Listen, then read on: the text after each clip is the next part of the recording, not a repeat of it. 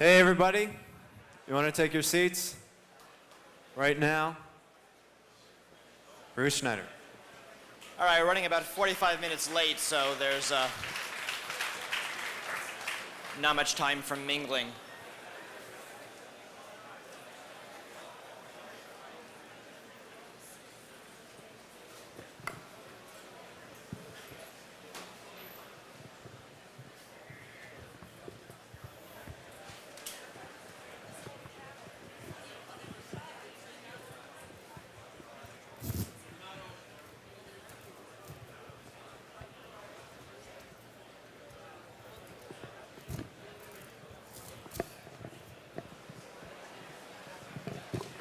All right.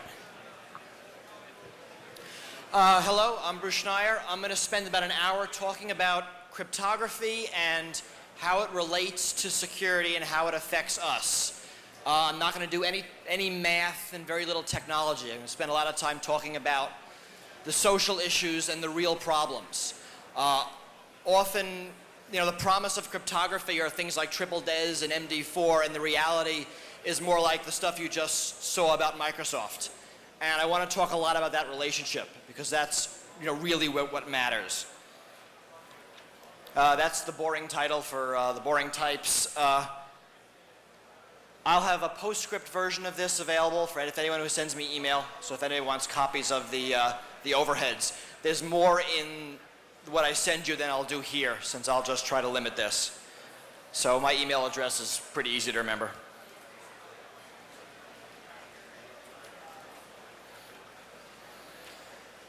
So cryptography is actually a pretty cool thing. It can do a lot of good stuff, right? It protects privacy, it does anonymity, it does authentication, it does trust, credentials, integrity. We can do fairness in electronic commerce, we can do audit. Right? Fundamentally, it stops lying and cheating. Right? That's the promise. Right? None of this is new. Louis Freeh likes to talk about the new dangers of cryptography, and you'll talk all about those things. None of this is new, right? Everybody used to have privacy. Before electronics, privacy was easy to get. Everyone used to have authentication. Physical recognition, voice authentication, handwriting, signatures. This is all used to provide authentication. All cryptography is doing is allowing us to take all of those constructs from the real world and move them into the world of cyberspace. But that's the big deal. We're starting to see society in cyberspace, so we want to take the same social and business constructs, like privacy, like trust, like anonymity, like reputations, and move them into this new world. So cryptography is equalizing technology by moving this stuff. And this is all turning out to be a really big deal, right? It's real important now. We have the net as a real live business tool. 5 years ago, you hack into the net and you get some obscure technical manual. So what? Now you hack into the net, you can take down a company, you can steal money. Right? It matters now. Right? Every computer's connected to every other computer, then there's more good stuff on there. So as a place for a criminal to go, the net is much more attractive than it was a few years ago. Right? Content of value, communications of real value. We're starting to see legal proceedings, trials using closed-circuit video links. We're seeing mail-in elections. A lot of the things we used to do face-to-face, we're now doing remotely. And these things will move on to the net. Right? Real commerce. And relationships forming and existing in cyberspace, another new thing that we didn't have a decade ago.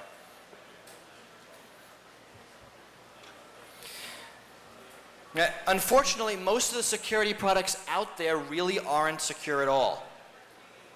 Most of them don't use cryptography. Those that do stick it in at the last minute.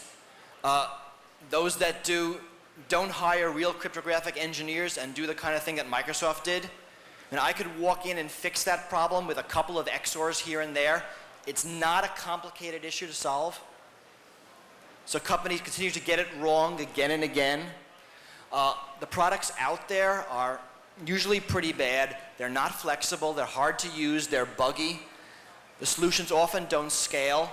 They'll work for 1 user or 10 users, but won't work on a network of 1,000 users. Often products don't solve the correct problem. Fundamentally, the first thing you want to do when looking at a security problem is figure out what the problem is. Figure out what the trust relationships are that you want to move into cyberspace. Very often, existing products don't take that approach, and they end up making incorrect fundamental assumptions and solving a different problem than the problem they think they're solving. And sometimes actually will create new problems. The resulting system will be more insecure after the security software has been installed. And sort of on top of that, generic operating systems are buggy, which makes any security solution on top of that all that more problematic. But that's actually okay because people buy this stuff anyway. Right? You can make a lot of money selling a bad firewall. You just get NCSA approval, which isn't hard to get, and you sell it. And we have a problem here. The public, the consumers, are not educated. They can't tell the difference between a good security product and a bad security product. Products are what I call buzzword compliant. We use DES, we use triple DES, which is pretty much meaningless, but it meets some corporate checklist.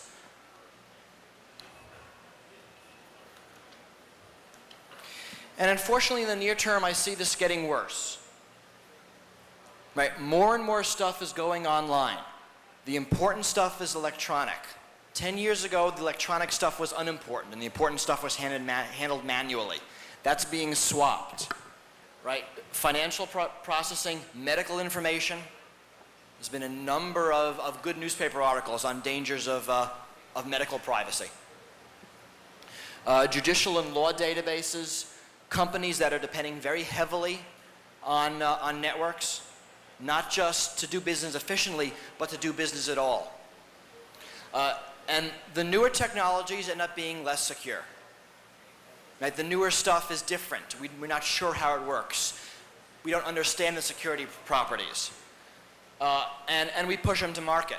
If I walk to a company and say, look, you have a good product, but let's wait 6 months before we field it to fix the security, the president will throw me out of his office. We can't do that. The net is all about getting the next big thing out there as fast as possible. And unfortunately, that's opposite to security. Right? The fast media is insecure. The internet is less secure than dedicated lines. Cellular is less secure than landlines.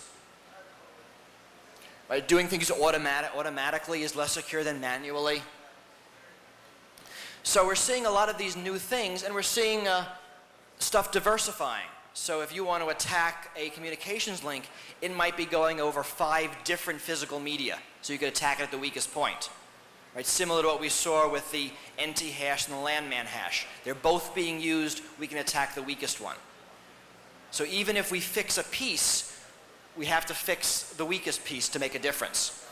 Right? We're seeing a lot more mobile solutions out there, and we're seeing stuff come faster and faster.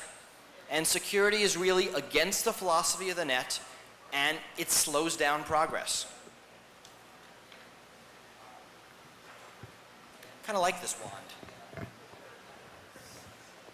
You are anointed. All right, so what are the threats?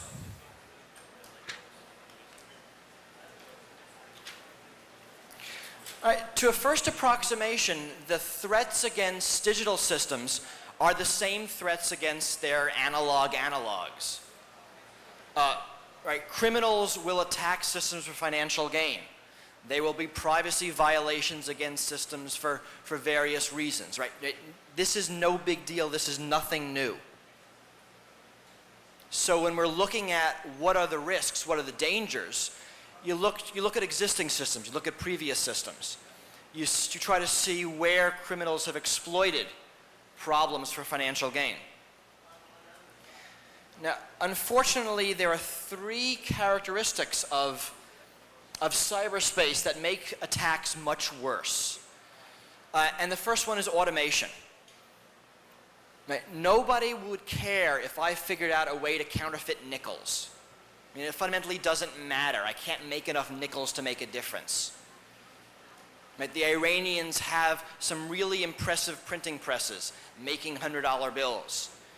We can calculate how much money they could make. They could run the presses 24 hours a day, 365 days a year, and this is the maximum amount of damage they can do.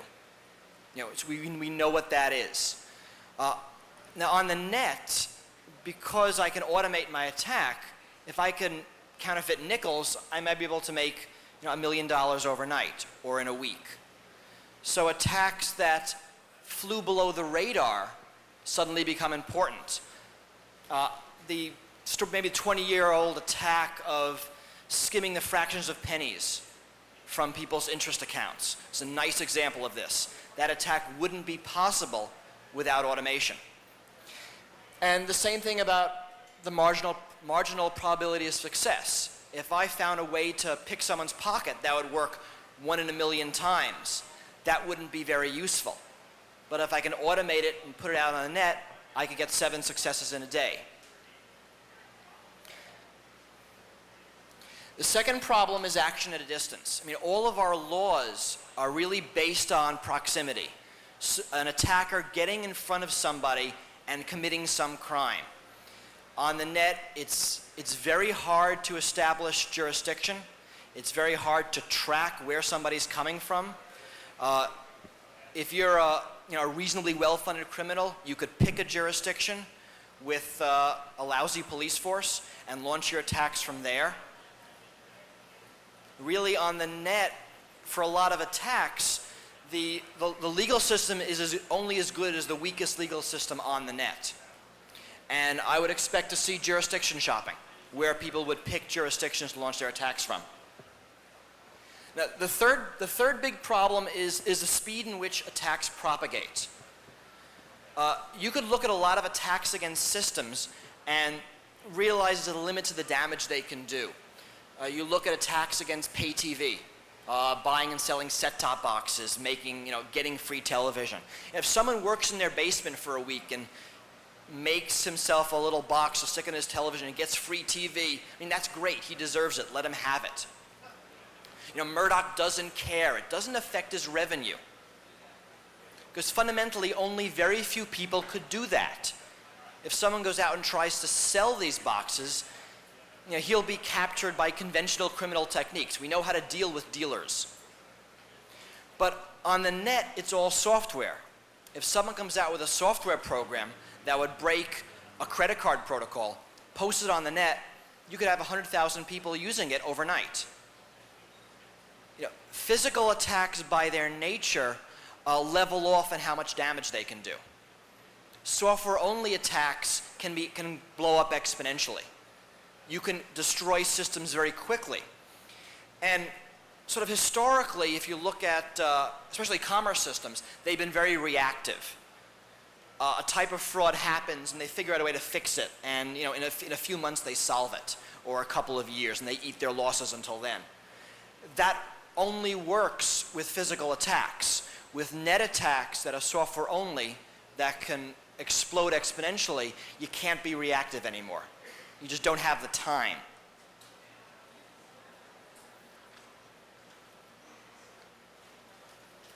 So now I want to run through some of the really the 3 different kinds of attacks.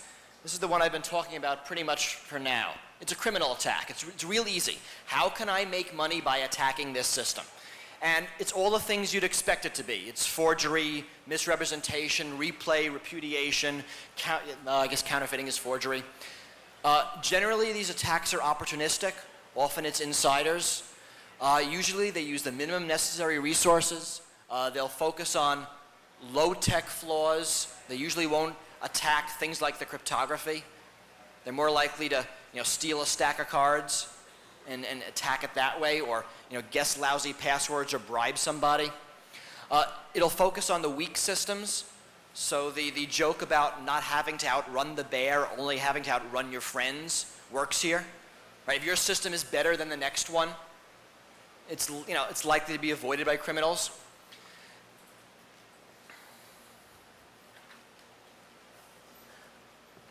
And for an electronic commerce, we're likely to see a lot of criminal attacks, right? We've seen criminal attacks against every commerce system ever invented.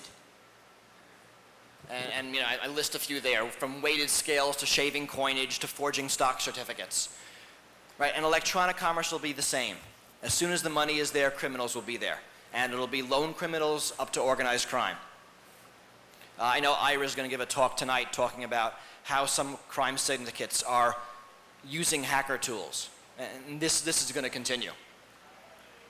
I listed sort of the three differences of why it's going to be worse on the net. One thing we're not doing enough of is audit. By audit, I don't mean auditing a system like validating its security. I mean building in an audit trail.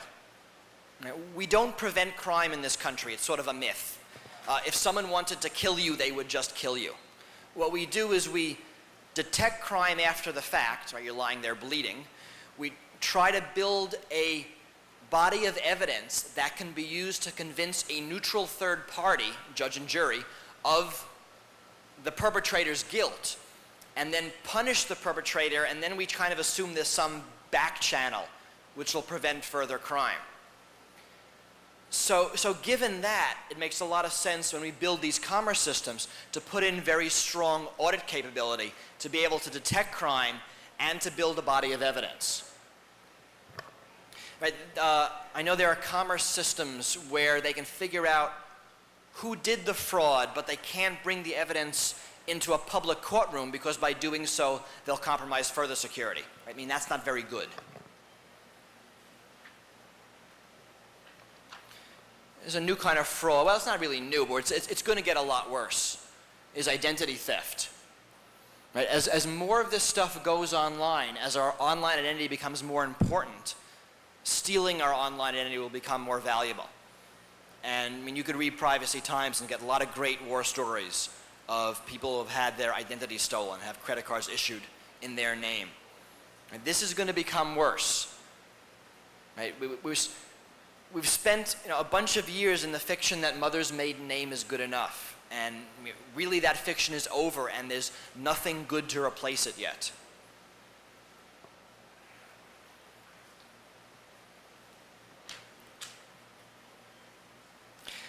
I lump privacy violations into as a criminal attack. I'm not sure it belongs here. Very often, especially in this country, privacy violations are actually legal. Right? You do not own the information about you stored in databases. But especially some countries in Europe are better about that. And laws might change. And there are illegal privacy violations. There's basically two types. One is a targeted attack, where I want to know everything about a specific person or company, and I will target them. Now, cryptography and computer security in general can protect you, but only up to the point where someone will come in and bug your room, or go through your trash, or do any of the non-computer-based attacks. What cryptography can do is sort of make the attacker have to get close and personal to put himself at risk. He won't be able to sit at home and spy on you from the safety of his computer. The second kind of privacy violation is what I call data harvesting. And that's, an example of that is if I want a list of every widow 60 years or older with more than $2 million in the bank who's given to more than a dozen charities in the past year and regularly reads her horoscope. Right? That's a database I want for whatever reason. And I mean, there are many attacks that are based on data harvesting. In the movie Paper Moon is a good example, a depression attack, where someone would go to the obituary column, find the names of wealthy people who died, and then try to sell their widow stuff that he supposedly bought while he was alive. There have been attacks, I think as recently as the Vietnam War, where con artists will go to the families of servicemen who died overseas and charge them money supposedly to tend their graves. Right? These are data harvesting attacks. We're looking for people that meet a certain criteria so we can try to defraud them. Now, cryptography is actually really good against protecting against that, because we can hide all of the data and make it impossible for the attacker to sift through it all. So you can't get a list of everybody who takes AZT in this country, because that data just isn't available unencrypted. Now, of course, there are still the the human attacks, right? Bribing an operator who has legal access to the data.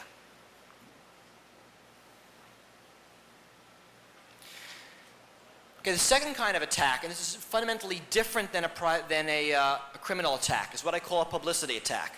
And the goal is, how can I get the most publicity by attacking this system, right? I want my name in the New York Times. What do I have to do to get it? And this is kind of neat, because a lot of companies aren't ready for this, right? The good example is the Netscape bug found by the University of California, Berkeley grad students. Right? Netscape did the analysis and figured out it wasn't profitable for anybody to break it because it would take so much computer time. Right? The Berkeley grad students had the computers lying around in their labs. They just weren't using them. They didn't have to actually go out and buy them. Right? So attackers are typically very skilled. They have access to significant resources, either at the university or at their company. Usually they have no social lives. They have large amounts of time. They don't have a lot of money. And they have low risk tolerance, right? They usually don't want to go to jail. Then this attack is very important, especially in eroding public confidence. Banks are very careful not to talk about successful attacks. They don't want public confidence eroded. Even more than the money lost, the value lost of people not trusting their systems is greater. So when there are, when you see, month after month, new bugs coming out for either Netscape or Microsoft Internet Explorer, people are trusting the security less and less. This is probably a good thing because security kind of sucks, but for a company, this is a big problem.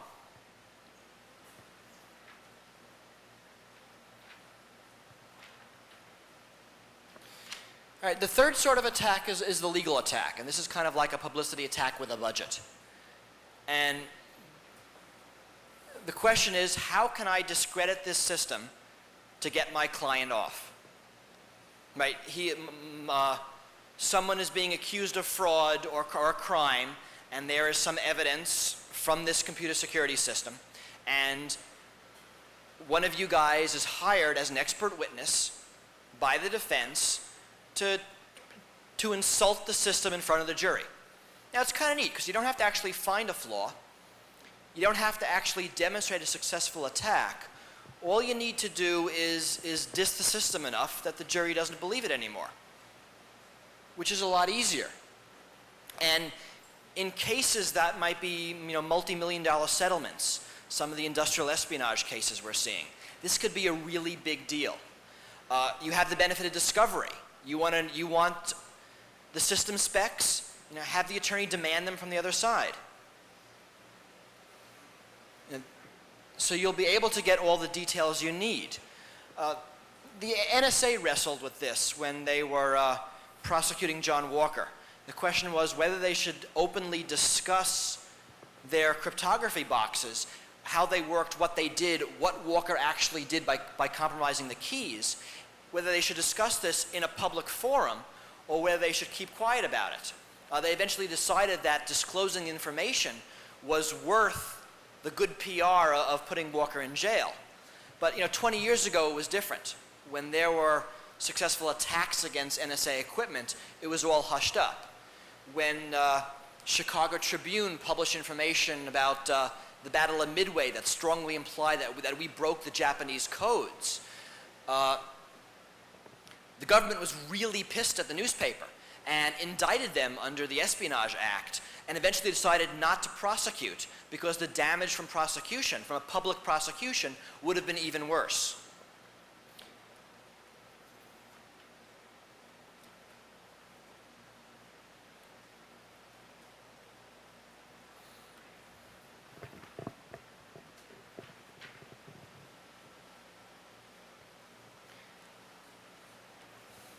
Okay. So, the job for an attacker is actually a lot easier than a job for a defender. Right? They're allowed to do a lot of things that defenders can't. They're allowed to cheat.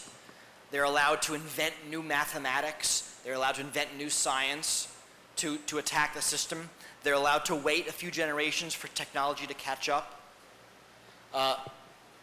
They only have to find one way in, whereas a defender has to defend against every possible attack. They don't actually have to follow the defender's threat model. If you read about the hacks against the Japanese pachinko machines, there was a smart card they used for stored value in pachinko machines. And Japanese organized crime made about a few $100 million breaking them. As it turns out, the system was done by Mitsubishi. And Mitsubishi falsely assumed that the pachinko parlors were on their side, when in fact some of them were in the employ of organized crime. And if you look at how the system was broken, that mistake in the trust model was one of the key problems with the system. Right, so that's a threat. So what can we do about it? Right?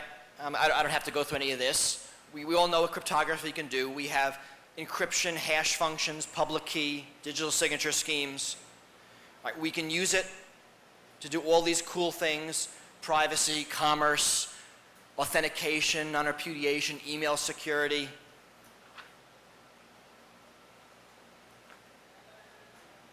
But none of them really work. Right? The ideal is, DES is used to protect our passwords. The reality is what you see from Microsoft, the landman hash and their NT hash. Right? The realities of the system work against applying cryptography properly. We have to have backwards compatibility. Right, a security patch is antithetical to backwards compatibility. And there are many systems that are vulnerable to what we call a version rollback attack. You convince the system to use an older, more insecure version of the protocol. Right? It's something you worry about against SSL, SSL2 versus SSL3. Right? Implementation of these cryptography tools is a lot harder than dropping them into the product. And you often see mistakes that are added elsewhere in the system. I've seen encryption products broken by the user interface, where the cryptography was good, but the user interface added flaws. Now, the programmers weren't talking to each other, because really in no other discipline do they have to. This part works, that part works, then the sum works. Only in security can you have this part working and that part working, but putting the two of them together can break the security. Right? And there's a lot of good crypto. We really have all the tools we need. We just really have no idea how to use them properly. I've often said that if you give me any set of security criteria, I can design a product that both meets this criteria and is insecure. Right? I can do it on purpose, and it's real easy to do by accident. So here's my list of sort of the other non-cryptographic parts of the solution. The first one is trust management. This is a really big deal, and it's a lot more complicated than certificates. And what trust management is basically fundamentally figuring out what your trust structure is that you're trying to mimic on computers and actually doing it properly without adding any other trust problems. Right? And trust is a very complex social phenomenon. Right? If you trust somebody to let them give you a lift in their car, or lend them $10, or go into business with them, or let them babysit your children, these are very different definitions of trust. And right now the systems aren't rich enough to encompass them all. We have one certificate we use for everything. That makes no sense. You open up your wallet, you have many certificates. You have driver's licenses and library cards and credit cards. Right? There's a real reason why Visa doesn't accept your driver's license, even though in reality they could. There's no technological reason why they can't, but there are very strong social reasons why Visa or the bank must issue you the certificate that's being used to access their money. And the net has to encompass this richness. We need a lot more work in access control. there's a big difference between authentication and authorization. Right? If I get a PGP encrypted email message and it says, this is a purchase order for $1,000, and I validate the key and I validate the certificate, and yes, it's correct, so what? That doesn't tell me anything about whether I should accept the purchase order. So there's a lot more richness there that really hasn't been discussed yet.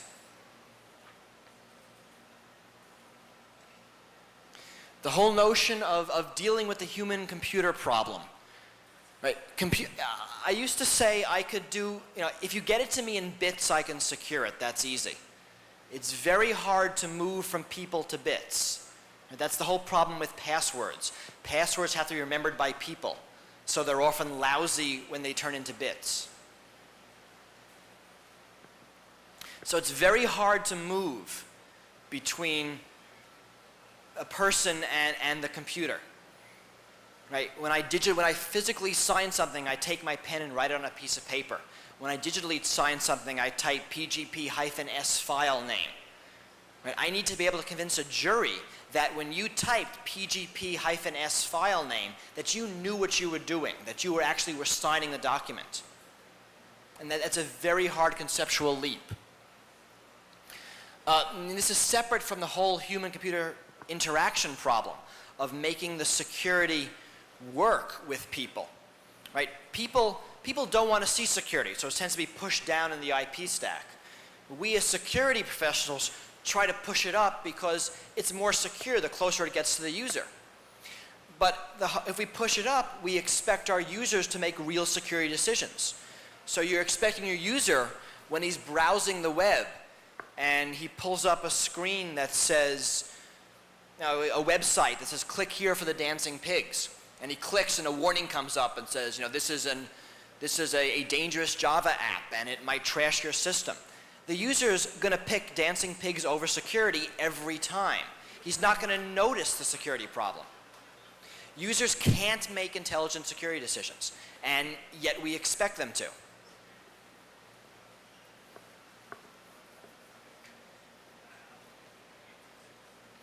Right, then we have the whole notion of secure perimeters. Right? Tamper-proof smart cards, computers behind locked rooms.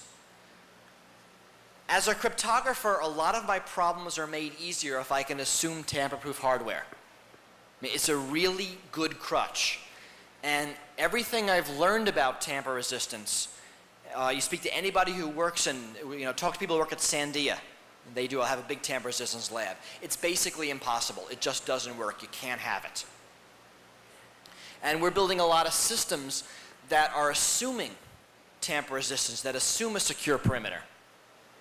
And it's this last sentence is really my belief. Any system where the device is owned by one person and the secrets within the device are owned by somebody else is fundamentally flawed. Right? Systems based on that assumption just can't work.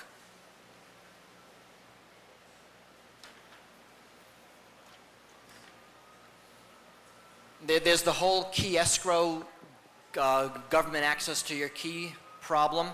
This is actually a very hard problem, right? It's very easy to do key backup. I can design a system that has key backup or really data recovery because I'm designing a system with a feature that the user likes, right? The user's on my side. If I'm trying to design a government access to key system, I have to design a system that even works in the face of a hostile user. And that's a lot harder to do. And really, with the way computers are set up now, it's pretty much impossible to do.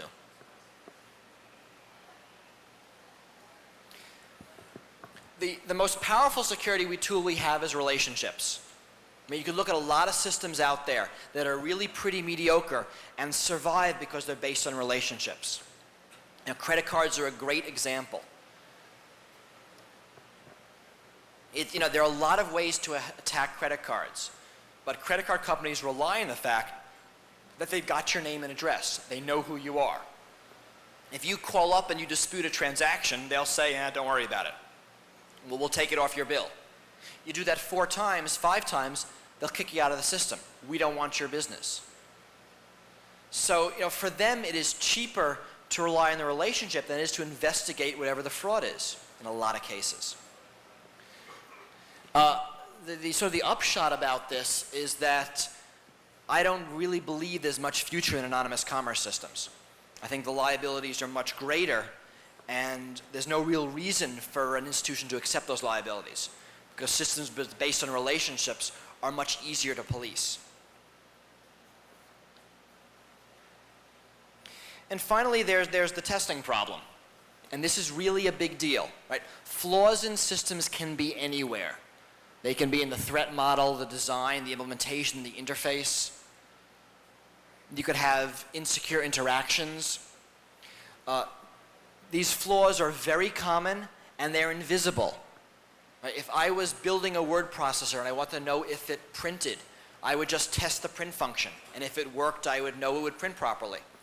If I'm building a DES encryptor, I can test it. It encrypts, it decrypts properly. I have no idea whether it's secure or not. No amount of beta testing can uncover a security flaw. You need testing by like people like you guys, by people who know what they're doing. Right? And there's no such thing as a comprehensive security checklist. And often the only feedback as to whether a system is good or not is when one of you guys publishes an attack.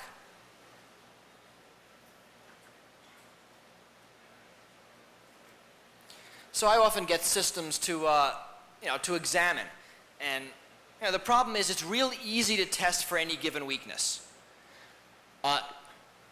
It's probably, I guess it's possible to look for all known weaknesses. It'll take a long time. It is impossible to test for every possible weakness, because there are always the weaknesses you don't know about. Now, the neat thing, especially for commerce systems, is that they don't have to be perfect. Right? You look at credit cards, you look at checks, you look at the notary public system. I mean, these are moronic systems for security, but they're good enough. And often it's a matter of dealing with the liabilities.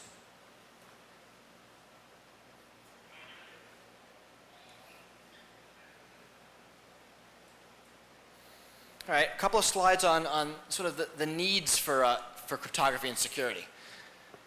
Most people don't need long-term security, especially business data. Mailing lists are obsolete after a year. Negotiations are obsolete after 2 weeks or 3 weeks or a month. Product research is a year, 2 years. Even 5-year plans are obsolete after 6 months. There are very few business things that require multi-year security. The big examples are embarrassments. Right? Businesses would like to keep their less than legal activities quiet for a long time. People would like to keep their personal life quiet for a long time.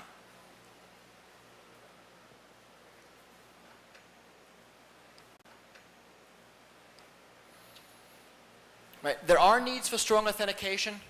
Authentication needs really depend on the value of the transaction. What is it I'm authenticating? The authentication you need for a library card might be a lot less than for a card used to take cars out of a rental lot. The authentication needed for a stored value card that you get, photocopies and Kinkos is a lot less than a stored value card that might have a couple of $1,000s on it. And those are a lot less than authentication you need to buy a house.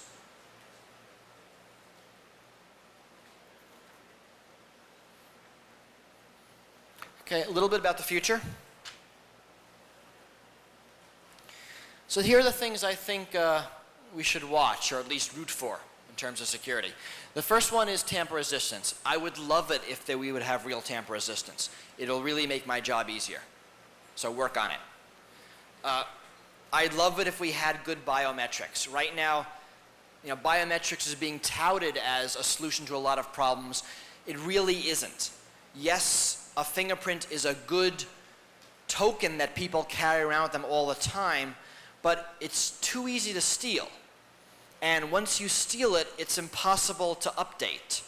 So you have people walking around with 10 keys, and if they lose them all, what happens? right? You know, if you put your thumbprint down on a POS terminal, you have to assume that POS terminal is not on your side. So you are giving out your fingerprint pretty much to anybody who asks. That doesn't work for security.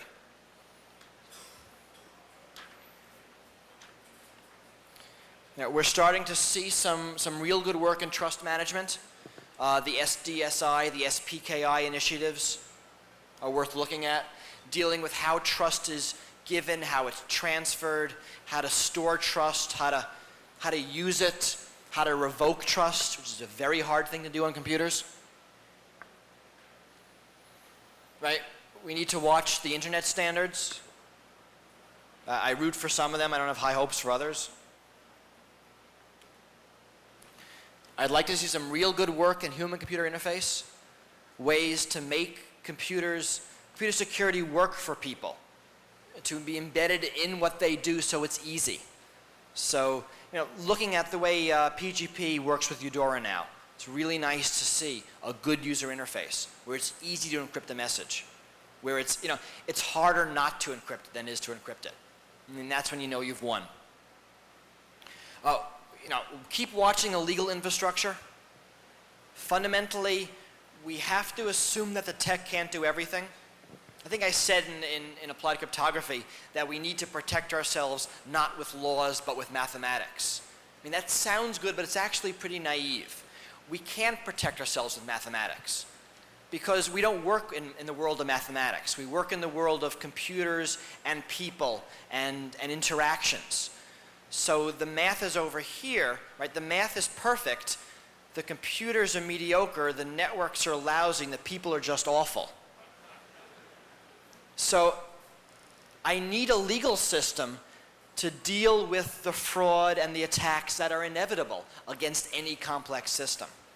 Right? I can build a copy protection system for DVD that can stop grandma from buying one copy of The Little Mermaid and making copies for all her grandchildren.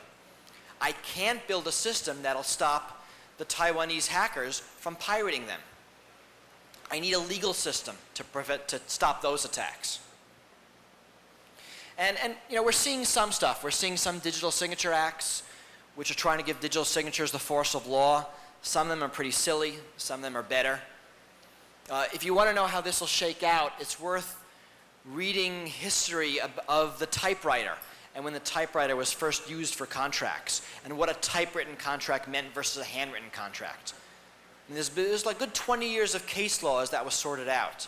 And you're going to see similar stuff with electronic contracts and electronic signatures. Right? We need legal infrastructure to support electronic commerce or it just won't happen. And we need criminal statutes to prosecute digital criminals. Personally, I like laws that are technologically invariant because technology is just moving too quickly now for laws to catch up. We need to write laws that are independent of technology. And we also need to solve this silly government cryptography nonsense. I mean, it's going to go away in 10 years. It just has to. But yeah, the sooner it does, the better. All right, finally, there are some cool advances in cryptography that are worth paying attention to. NIST is finally replacing DES. They're going to put out a call for algorithms in a few months, and there'll be about a 2-year period where people submit algorithms and they'll be evaluated. My website has information on that if people are interested in following it. This is likely to be pretty exciting. I mean, it's fun. You know, it really won't affect security much, but it's neat and we like it. Elliptic curve cryptography is worth following. I'm not a big fan of it, but a lot of people are. Is anybody here from Certicom in the audience? Every time I say that, I get a phone call from Certicom. Just don't tell them I said that. I mean, quantum cryptography is, God, it's moving out of the lunatic fringe faster than I thought. Right, British Telecom has actually done quantum key exchange over a 10-kilometer fiber optic link. That's kind of neat. And you know, this sort of has a potential of making most of my book obsolete. There are some new attacks. attacking is kind of neat because we see advances in a lot of different fronts, right? You see more computers, so distributed attacks work better. You see faster computers, so any attack works better. You see tweaking of the computation to get a factor of 2, factor of 3, factor of 5 improvement on attacks. And then finally, you see fundamental advances of cryptanalysis. Now, if you watch factoring, attacks against RSA, and you see how they creep up, they take advantage of all those 4 things. And attacks that 10 years ago we thought would never happen are now feasible. And 10 years from now, who knows what will happen. Quantum cryptanalysis, which is actually still really on the lunatic fringe. And that's some of that quantum factoring stuff. It's sort of odd. The quantum computer was invented, and no one knew what to do with it. And the first 2 things people figured out what to do with the quantum computer was break RSA and then break the El Gamal. So, this is really on the lunatic fringe. No one has a clue how to make this work. But in our lifetime, it is possible that we could live in the post-public key cryptography era. And that requires some thought.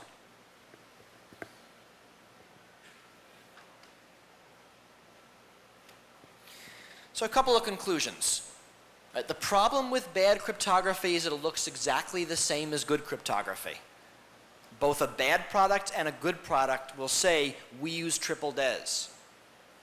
And there's really no way for most people to tell the difference. Unfortunately, successful attacks are often kept secret. And this is really bad. If you wanted to design an aircraft, you could walk into the FAA offices and read about every airline accident from the mid-30s until today. And you could learn from all of the mistakes everybody else made. You can't do that with computer security. When there's an attack, it's often kept secret. If, like the Russian attack against Citibank, it's made public, we don't get any details. We don't know how the attackers broke in, what they did, what the mistakes were, how we can make our systems better for next time. Attackers need to publicize. So I like it when people publicize because we all can learn from it. And more importantly, we need to be proactive in designing systems. We need to understand the real threats, design systems with crypto built in from the beginning, build systems that scale to reasonable levels. We don't need perfect solutions, but we need solutions where the disaster conditions aren't exponential. Right? I don't care if one person can break a system, but if he can post on the net how everybody can break a system, that's bad. Right? It's prudent to prepare for the worst. You build a system today and it's successful, you're stuck with it for 20 years. We're still stuck with Landman. Right? There's no excuse for that kind of bad security to be around for so long. But cellular phones, we're still stuck with them. All the mistakes in digital cellular, we will be stuck with them for another 20 years. And sort of finally, the social problems are a lot harder than the mathematics. The mathematics I can solve. The social engineering problems I really can't. And as a final quote, this quote is either Robert Morris or it's Roger Needham. They both seem to attribute it to each other. And if you think cryptography can solve your problem, then you don't understand your problem and you don't understand cryptography. And I'll take questions.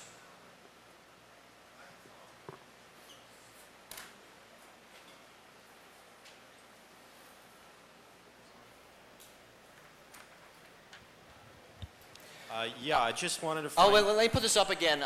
There's the email address if you want copies of the slides, and website for just more generic information. You referred to something called quantum cryptography a few times. What exactly is it?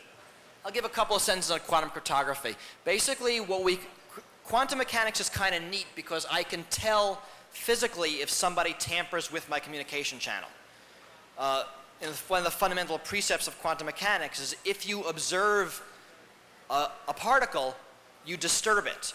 So I'm going to use that property to send a bit stream of a key, and I know if it's been disturbed that someone's been eavesdropping. So I leverage the fact that quantum mechanics can tell me absolutely if there's been an eavesdropper. And there are a lot of protocols that leverage that into key generation. The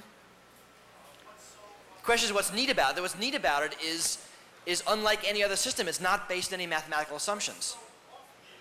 What's so offbeat about it? It's really kind of weird. Somebody can actually use it. It still requires lasers and a lot of equipment. It's not going to be fielded in your PC anytime soon. So it's very much a laboratory technology. It's not even close to being fielded.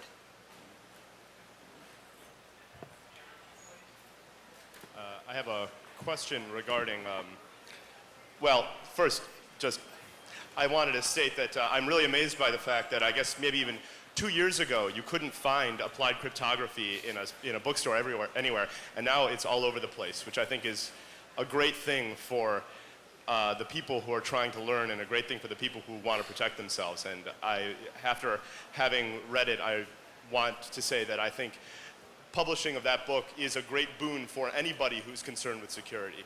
And the facilitation of being able to get it is an amazing thing.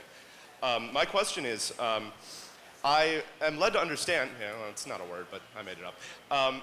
I'm led to understand by some of my mathematician friends, of which I have quite a few, that about 6 months ago, somebody came up with an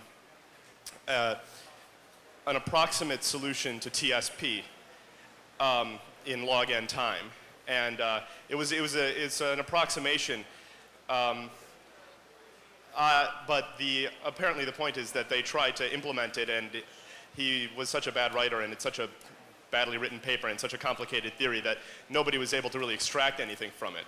But I'm not sure if you're familiar with that development, and if you are or if you're not, do you feel that that kind of solution would have an impact on, say, zero-knowledge proofs and various other protocols that you describe in your book? It's interesting. I'm not familiar with the work.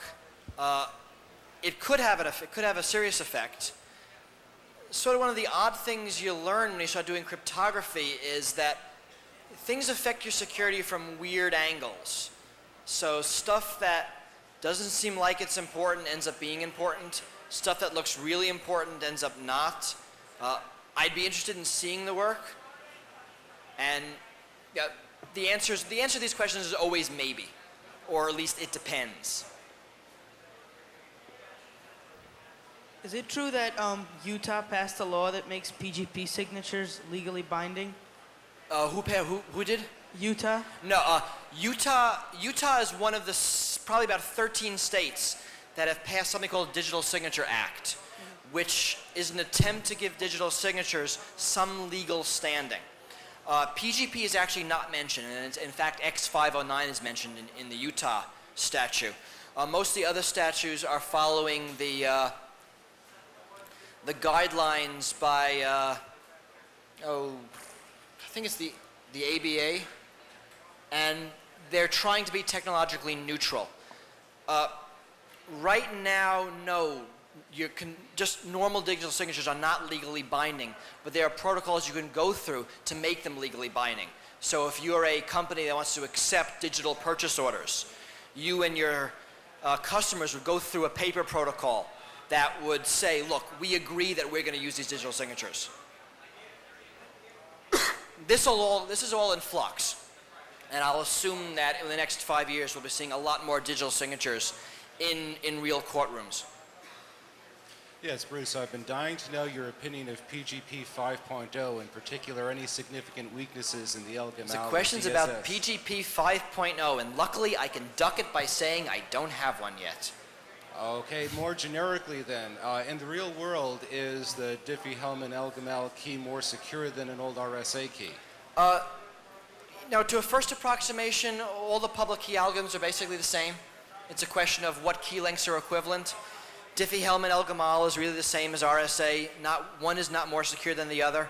Remember, if you're going to break a product that uses Diffie-Hellman or RSA or anything that, you're not going to break the math. If you want to attack PGP, you're going to attack the trust model. Right? There's a PGP key out there with my name on it. It's not mine. I get messages encrypted in it all the time. I can't seem to get it off the servers. You revoke it, it comes back. Right? You want to attack somebody, make a new PGP key, put it in their name, post it on the servers. You'll get their secret mail. Right?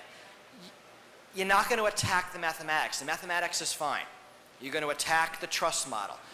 You'll make a bogus copy of PGP and get it on someone else's computer. Nobody checks to make sure that the build is correct. You go to the servers, you can put a Trojan horse in PGP. Right? All of those attacks have nothing to do with PGP. PGP could be perfect, but it's only perfect in that very narrow area of encrypting the email. And you want to attack a system like that, attack it on the fringes. But haven't 2 out of the 3 legs of RSA been broken already? Haven't I what? 2 out of the 3 legs of RSA been broken already? What are the legs of RSA? I was told by the PGP person I spoke to that there were 3 phases to RSA. No. PGP's a company now, so they do propaganda too. Oh, pretty good propaganda.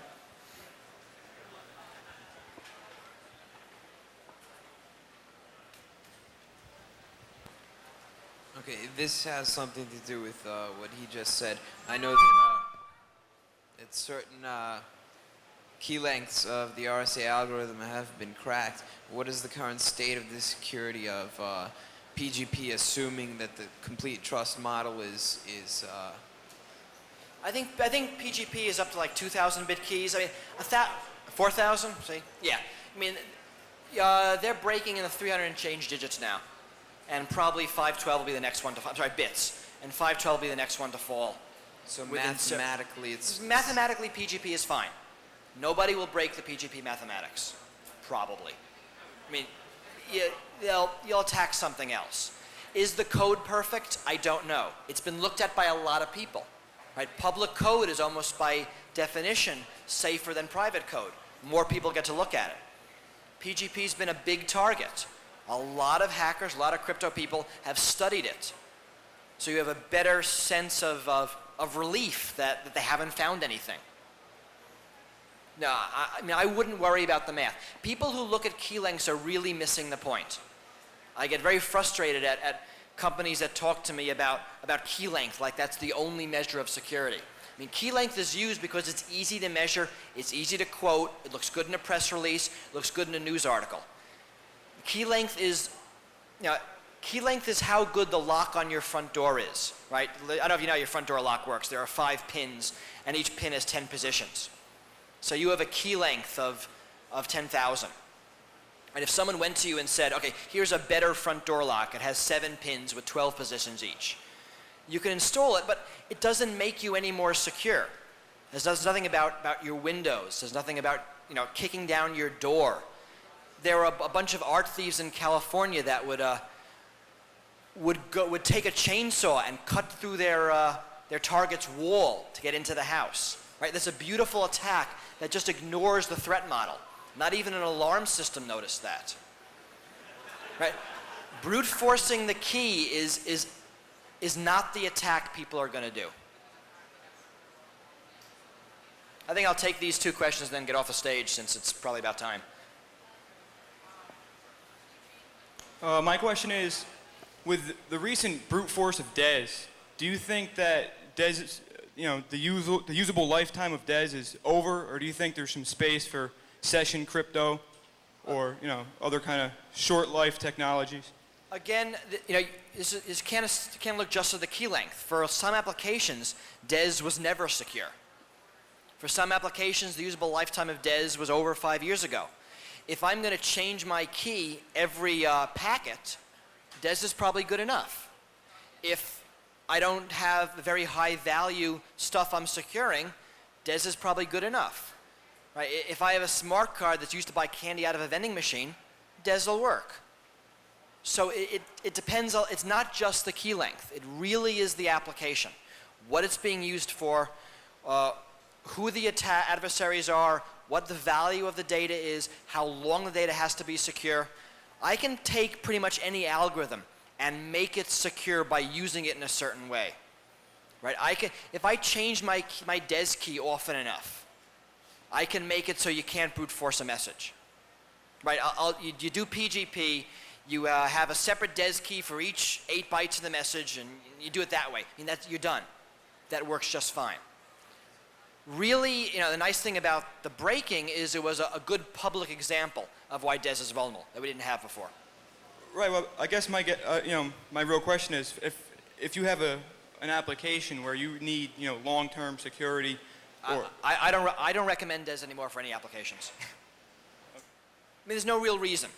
It's not terribly fast, not terribly secure, not terribly efficient, either in code size or in gate count.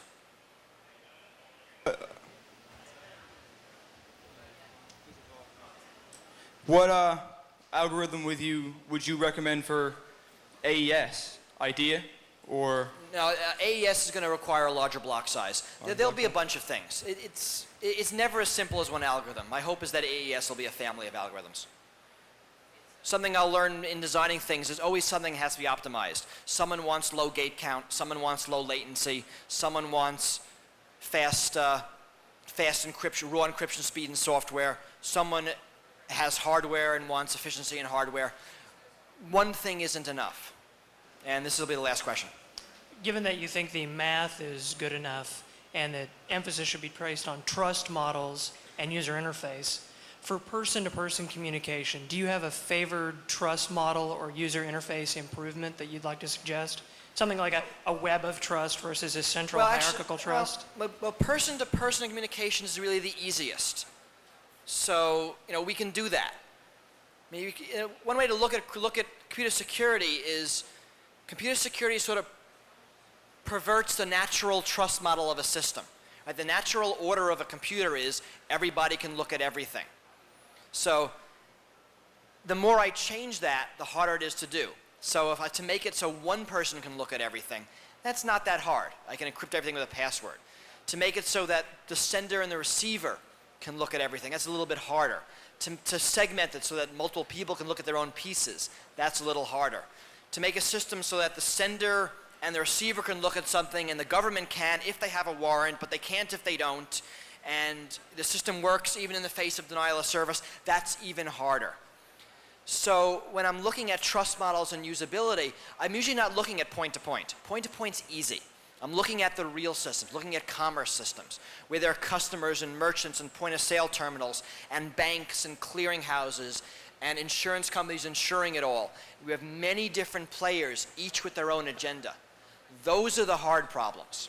And really, those are the systems that are going to be used. Right? Cryptography is not going to be used to protect privacy to any large degree. The applications and authentication are much, much bigger.